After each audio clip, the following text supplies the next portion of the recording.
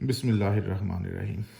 अस्सलामु अलैकुम दोस्तों, उम्मीद है सब खैरियत से होंगे। दोस्तों आज आपके सामने लेके आया हूँ मैं ब्रीटा 9 मिलीमीटर गन है ये। जो दोस्त भी ज़रा सा भी गन्स के बारे में जानते हैं वो इस नाम से नावाकिफ़ नहीं होंगे। ब्रीटा ये इटालियन 9 मिलीमीटर पिस्टल है, सेमी ऑटोमेटिक। और यही समझ लें कि जो है फायर आर्म की जो हिस्ट्री है उसमें ये क्लासिक्स में आती है। ये 2 मैगज़ीन है इसके साथ, और साथ इसके उन्होंने कुछ इसका ये ब्रश वगैरह दिए हुए हैं जो कि सभी साथ देते हैं। तो अब ये इटालियन मेड है। मैंने कुछ देखी हैं जो यूएस मेड भी होती हैं, पर ये जो है ना, ये इसके ऊपर तो मेड इन इटली लिखा हुआ है। और ये मेरे पास तकरीबन कोई पिछले 5 साल से है।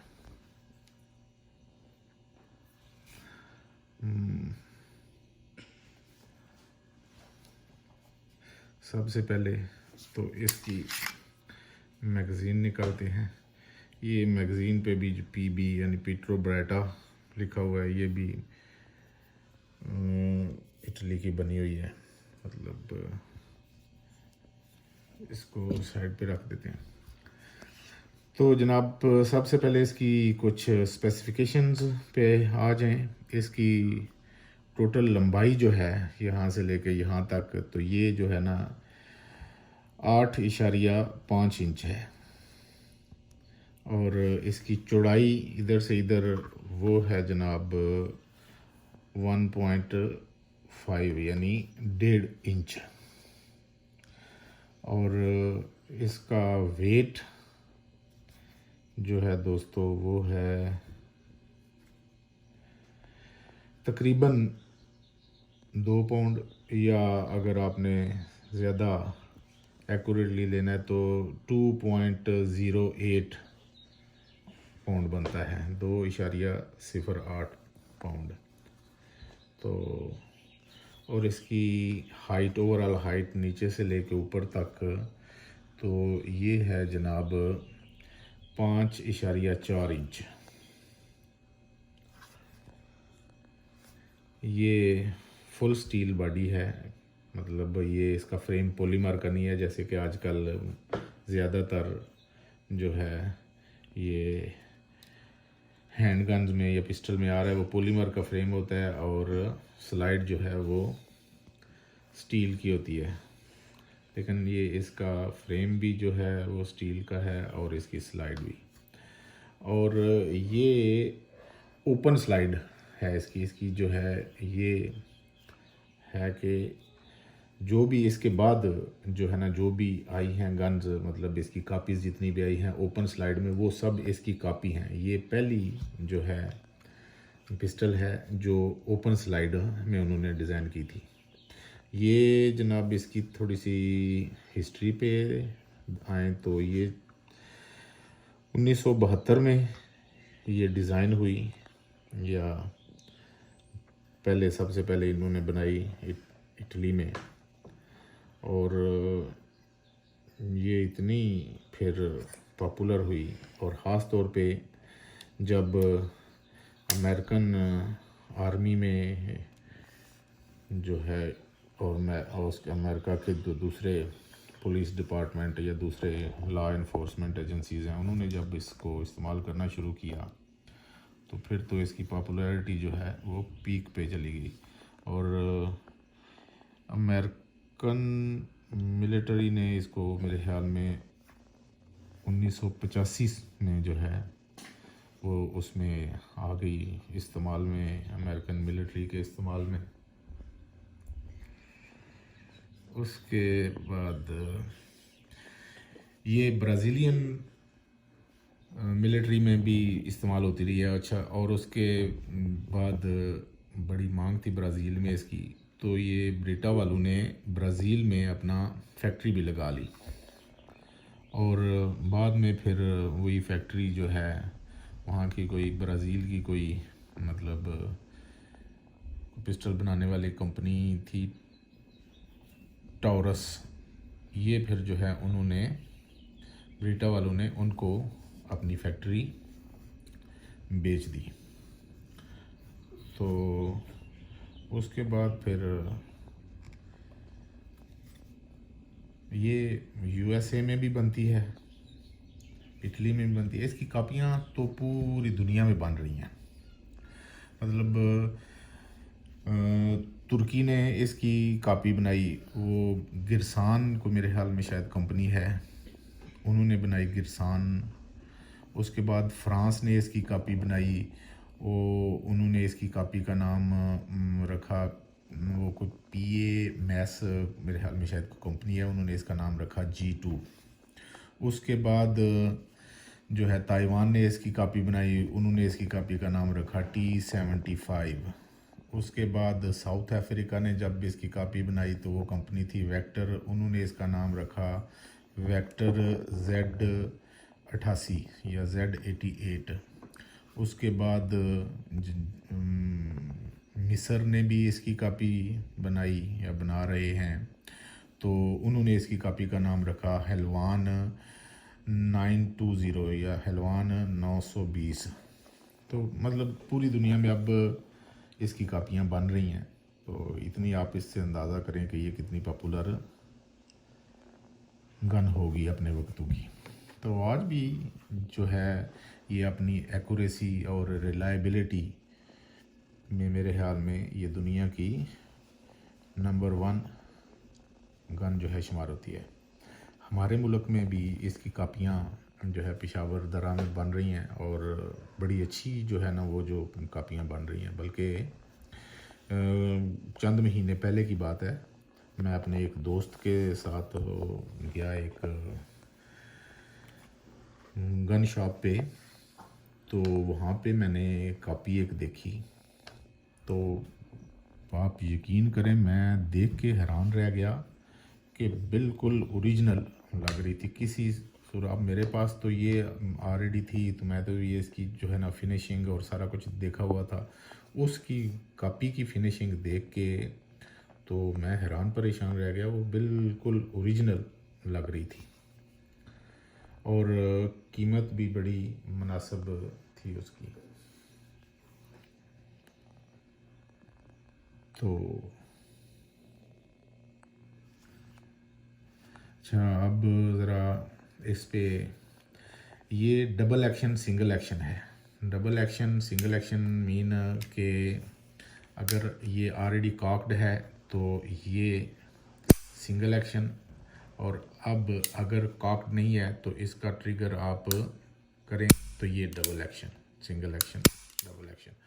और दूसरा इसका जो है ये इसकी डिकॉकर भी है, और ये इसका सिक्योरिटी लॉक भी है। डिकॉकर इस तरह के, इसको अगर कॉक्ड है तो पीछे करेंगे तो ये डिकॉक भी हो गई, और ये ट्रिगर को फ्री कर देती है।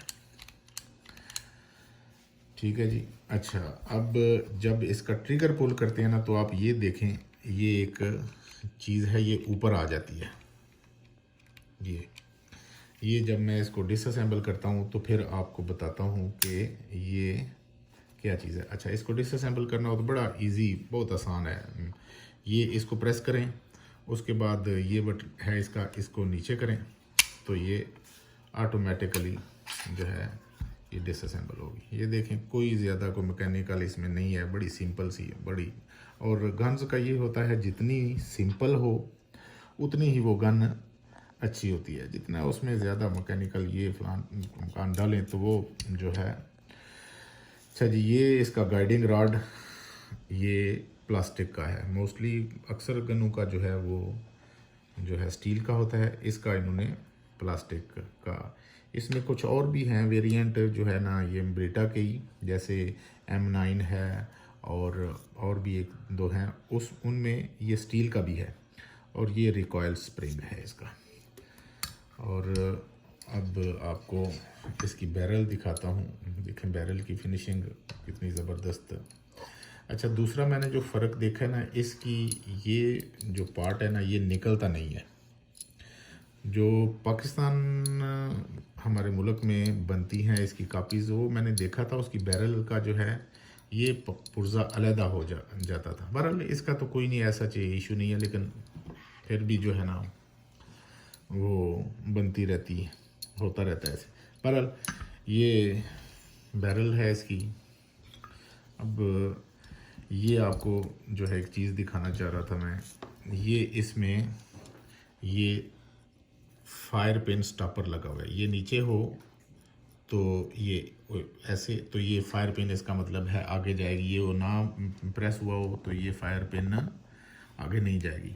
ये जब नीचे आता है तो ये चीज़ जो है ना ये ऊपर आती है। इससे नज़र पता चल जाता है कि फायर पिन जो है ना वो ब्लॉक्ड है कि नहीं ब्लॉक्ड।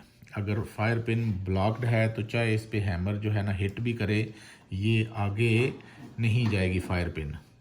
तो उसके लिए यहाँ पे ये देखें,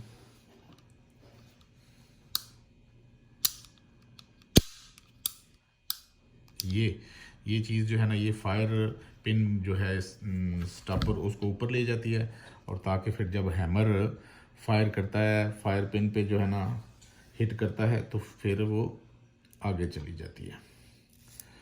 तो दोस्तों अब इसको असेंबल करते हैं, और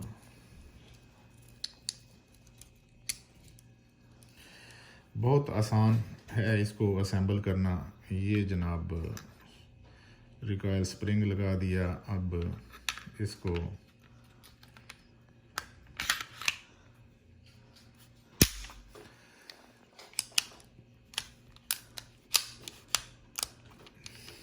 वापस इधर किया इसको, तो ये जनाब असेंबल हो गई। और ये इस पे तो नहीं, ये इसका एक और वेरिएंट है, मतलब ये ब्रीटा वालों की है, M9 है शायद। तो उस पे यहाँ पे पिकाटिनी रेल भी है कि अगर आपने उस पे लेज़र लाइट या कोई दूसरी लाइट लगानी हो तो वो पिकाटिनी रेल उन्होंने बनाई है, इसमें नहीं है। और मेरे ख्याल में इसकी खूबसूरती भी यही है कि इस पे ये जगह नहीं है। वो शायद अच्छी है वो भी, मतलब ज़रूरत के मुताबिक, लेकिन मेरे ख्याल में तो मुझे ये स्टाइल ज़्यादा अच्छा लगता है कि कोई जो है ना ये असल में ये इसकी ओरिजिनल शेप है। बाद में फिर ज़रूरत के वक्त, ज़रूरत के तहत उन्होंने कुछ वेरिएबल्स बनाए उसके, मतलब जो वेरिएशंस की। लेकिन और जैसे कि मैं आपको बता रहा था कि ये आज भी दुनिया की बेहतरीन 9mm पिस्टल्स में इसका शुमार होता है। और ख़ास तौर पे इसकी पॉपुलैरिटी उस वक़्त जो है ना अरूज को पहुंची जब ये कुछ हॉलीवुड की मूवीज़ में, जैसे कि die hard, lethal weapon, under siege, इन मूवी जो है इन मूवीज़ में इसको दिखाया गया, ये ब्रीटा को 9mm। तो इसकी पॉपुलैरिटी फिर तो हर तरफ ब्रीटा ही जो है ना वो लोग पूरी दुनिया में करने लगे। सबसे पहले मेरे ख्याल में ये जिस हॉलीवुड मूवी में दिखाई गई थी वो थी बेटर टुमारो। पर चलें, इंडियन मूवीज़ में भी इसको दिखाते हैं, पाकिस्तान में भी जो है ना दिखाते हैं मूवीज़ में। मतलब ये इसकी पॉपुलैरिटी का जो है ना वो बताने के लिए ये बात कर रहा था मैं। तो और ये वैसे भी दुनिया की मतलब एक्यूरेसी और रिलायबिलिटी के हिसाब से बेहतरीन गन्स में इसका शुमार होता है। तो दोस्तों अब इजाज़त चाहता हूँ आज के लिए। तो इसकी जो है ना बाकी रह गई फायरिंग। तो उम्मीद है कि कुछ दिनों तक इसकी जो है फायरिंग की जो है कि इसकी फायरिंग एक्यूरेसी और फायर कैसा है इसका, उसकी वीडियो भी अपलोड जल्दी इंशाल्लाह करूँगा। इसी के साथ ही जनाब इजाज़त चाहता हूँ। दुआ में याद रखिएगा। अल्लाह हाफिज़।